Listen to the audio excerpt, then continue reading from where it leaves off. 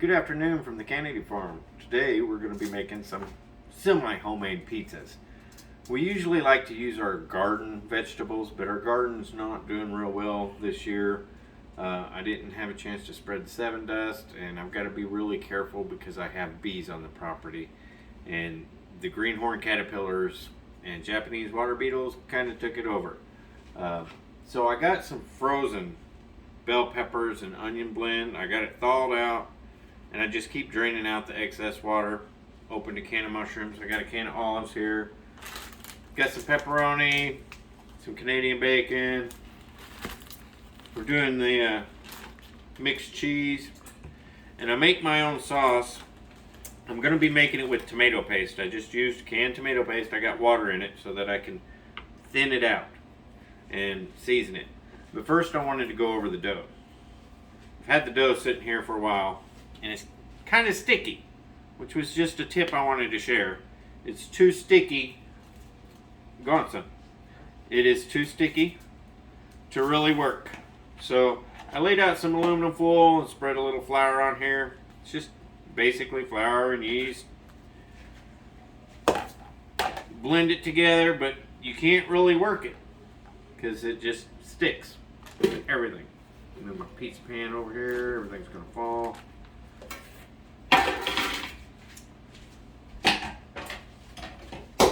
Yep, I knew it. Cluttered workstation. I got some flour here on the foil.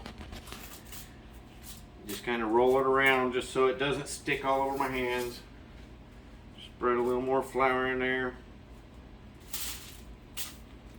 Notice it's trying to pick the foil up. It means it's still too sticky. There we go. Now I can work the dough and poof it all over the floor. But I can work this dough without it sticking to my hands, which is not a good thing when trying to make pizza. You really want to ball it up good. You want a tiny bit of stick to it so that it'll stick to the pan when you're spreading it on the pan, but you don't want such a stick to it that it just sticks on your hands. And again, this dough's been sitting here rising for about an hour in the bowl after I mixed it up. Put a little oil in there. Now I'm going to take this pan and just take some of this flour. They tell you to use oil. Spray your pan, oil your pan. I don't. It makes it to where the dough won't stick enough to spread on the pan, and then you get this weird shaped crust. I sprinkle a little flour on the bottom of that pan. That way I can get the dough off of the pan once it's cooked. But that's what I do with the pan. I'm just going to set that aside, and I'm going to get it started to roll out. Grab my rolling pin, just work it out flat.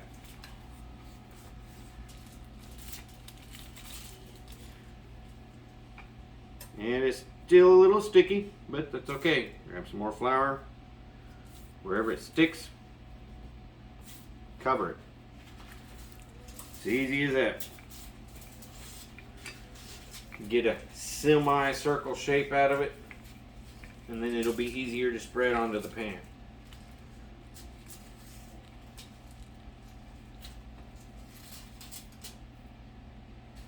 Flour right there.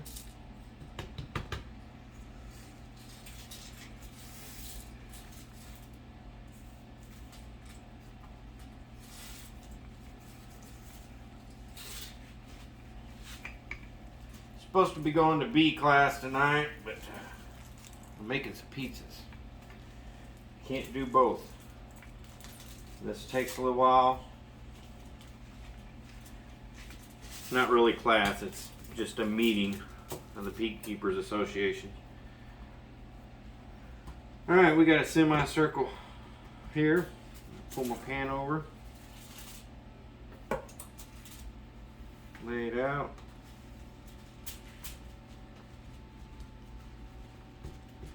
And I'll just keep pressing it all around the edge so that right at the edge, almost like a pie, You want the edge to be just a tiny bit thicker. Helps hold all the toppings on. And just work it round and round. Round and round it goes. Spreading pizza doughs. And hate to say it, but my kids seem to like homemade pizzas better than takeout pizzas, frozen pizzas, or restaurant pizzas. Do you prefer my pizza? Speak up. Yes. Yes, okay. So, sorry Pizza Hut, but Dad out pizzas the Hut. So your commercial is false advertisement. And Domino's. It's all about the taste. And Domino's. All right. Oop, missed a spot. And it'll try to shrink a little bit. A little bit of shrinkage is okay. It's gonna happen. What's the matter? Okay, here's the tomato paste. Here's how I do my sauce. Got some water here in the can. Put a little water in there, thin it out. Very little Italian seasoning.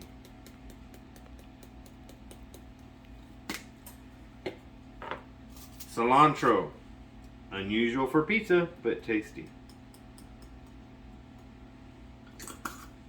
Onion powder.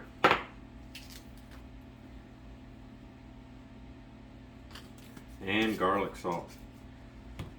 Pretty simple.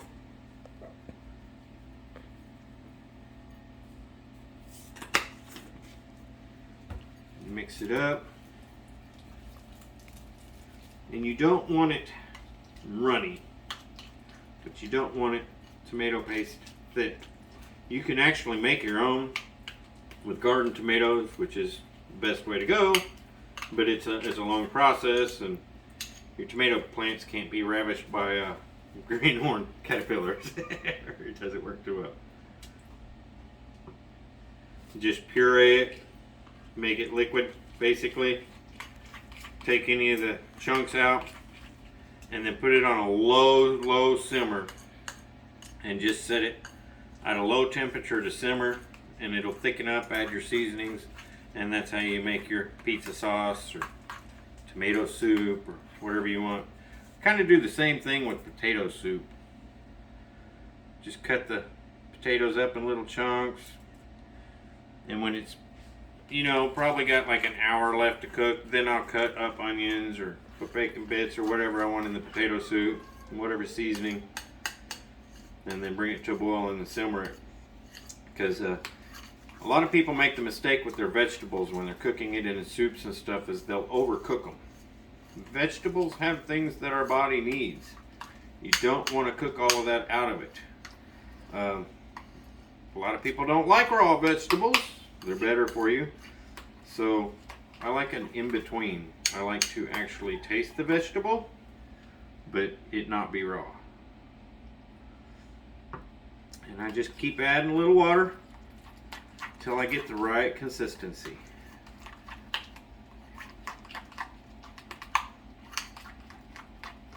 I'm going to be making two pizzas. One's going to be Canadian bacon, one's going to be pepperoni. And then we got our garden toppings, which is olives, mushrooms, bell peppers, onions, and of course cheese.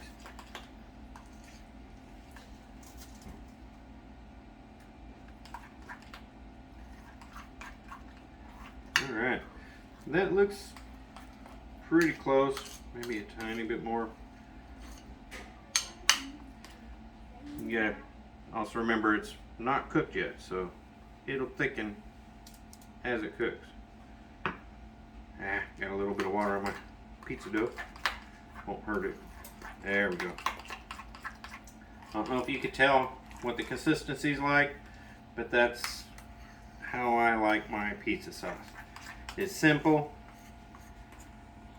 Some people like a little bit of sauce, some people like a lot. I like a lot of sauce. My wife don't like very much sauce, so I kind of just do an even coat. Spread this out. Two pizzas, so 2 portions.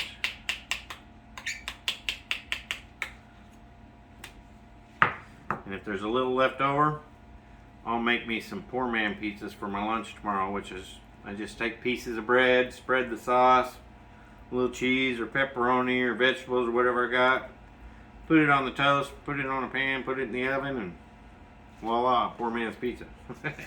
It works. It's something to eat. Gets rid of leftovers so you're not wasting food. I've done it quite often. Now I'm going to show you another little tip to what I do with my pizzas. As soon as I get this sauce spread,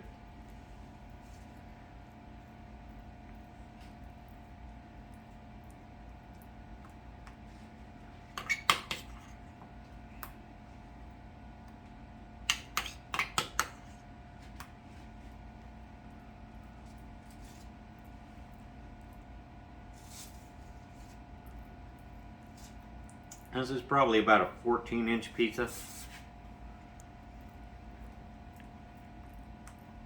Unfortunately, we only have one pizza pan like this. We've got another pizza pan, but it's not the same. Every time I try to find one, we get cheap ones or just some with holes in it. We got one with holes in it, but that's for like your frozen pizza. You don't want to do straight dough on a pan with holes in it. It's, yeah. Them holes will, dough squish down in them holes and you have a big stuck on mess.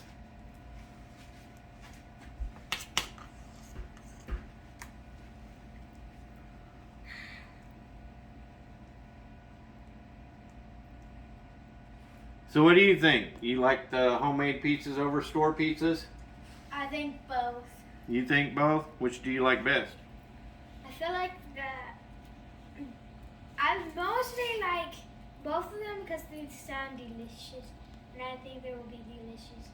Well, it's funny you say that because you hardly eat store-bought pizzas, but anytime I've made homemade pizza, you seem to want another piece. They don't like homemade. Well, Robert's. all right.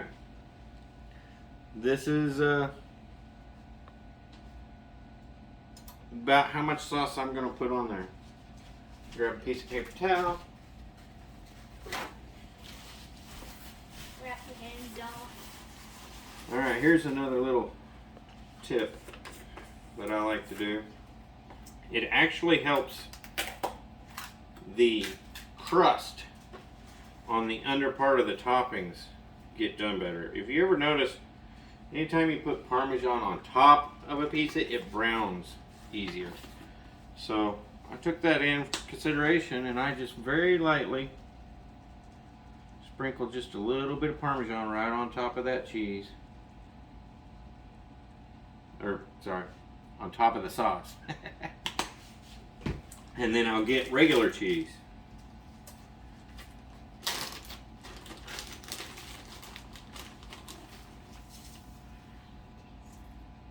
Wife doesn't like a whole lot of cheese. Everybody else does, but so again, like the sauce, I do a medium. I do a layer of cheese, the toppings, and then another layer of cheese, but I don't go as thick as I would if it was just for me. I mean, I'd need more cheese. I like cheese. Cheese is one of the reasons I wouldn't be a very good vegetarian or vegan. I love fruits and vegetables and nuts. I love steak, but I could live without it. Cheese is not one of those things. Okay, I'm gonna get some veggies out here. Oven's ready. Pretty good timing. I'm just gonna rip these bell peppers and onions up a little bit, spread them around. Yum.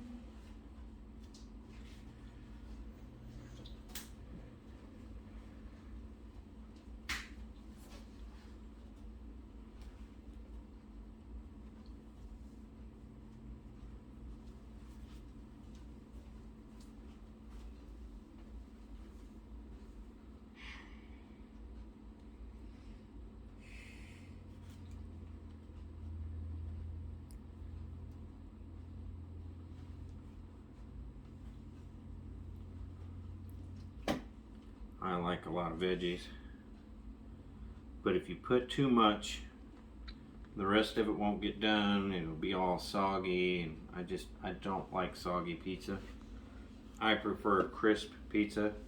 I like thin crust.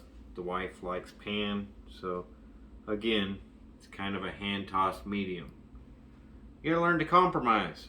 Compromise is what's gonna make relationships work. The my way or the highway stuff, yeah.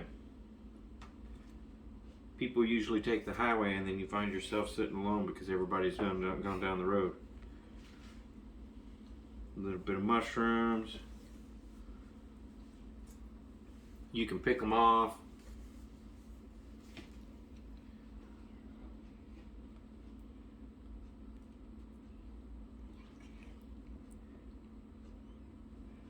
Picky kids. Picky kids. These kids don't like beans, of all things. I love brown beans and cornbread, fried taters and onions. Just a good southern home cooked meal, packed full of protein, good for you. Make sure you don't feel hungry and yeah, sleep good at night. But I never get to eat beans.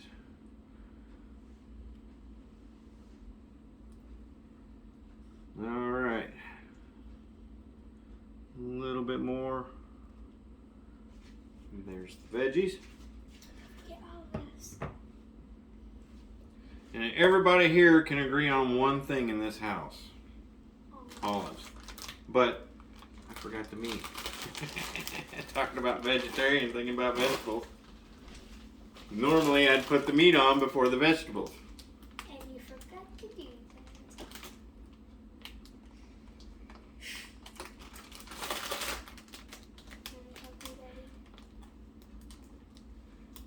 You know what? Guess we're going to do the Canadian bacon first. We're going to end up tossing the pepperoni at the phone. And then there will be no video. I actually need help. Open that. You're not going to be able to open it, son. I could try. It's much easier if your hands aren't wet, My hands aren't wet. slippery. All dry hands. There it goes. Adult-proof packaging. All right. Just press it down in there since I forgot to put it on top or on bottom of the vegetables.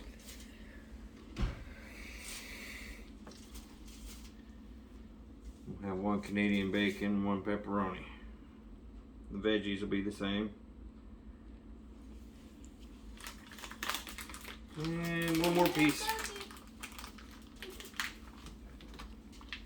Well, actually, I think that'll be good.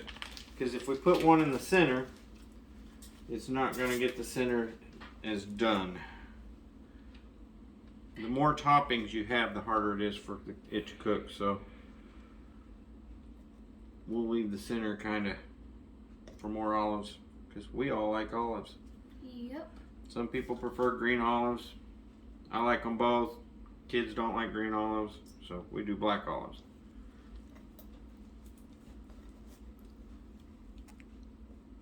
One of these times I'm going to put some jalapeno stuffed olives on here. No. And then when they want a piece, I'll be like, sure, go ahead. And they'll take a bite and start screaming and hollering. Ah, my tongue, my tongue. Maybe it'll toughen them up a little bit.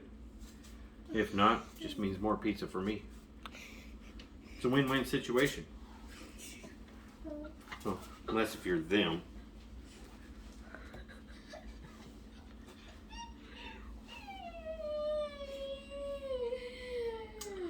I did get my middle boy one time. And it's like I can't get me anything to snack without him being right there up my butt. What you doing? What you got? Can I have some? It was like I'm eating pickles. Which was jalapenos. I think it made it to where he's a little less nosy about what Dad's eating.